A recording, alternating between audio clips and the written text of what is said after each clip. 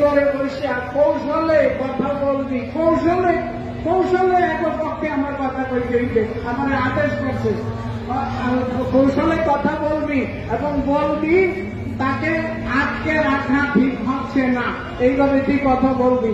3 নম্বরে দেখছে বাংলাদেশের সকল ধর্মভিত্তিক দল বিএনপি এবং এনসিপির বিরুদ্ধে কৌশলে কথা বলবি। আরো দেখছে এনসিপি পূর্ববঙ্গের সবচেয়ে বড় শত্রু, আর ধর্মভিত্তিক দলগুলির বিরুদ্ধে কথা বলবি।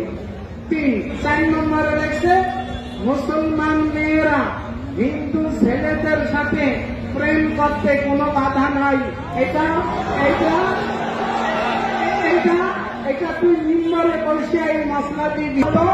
আমাদের কথা মতো যদি তোরা চলাস এবং এই সেক্রেটারি ক্যাশিয়ারের আদেশ করছে তোদের ক্ষতি করে চাপ দিয়ে যদি এই কথা বলাস তাইলে তোদের প্রত্যেককে 1 কোটি রুপি করে দেওয়া হবে।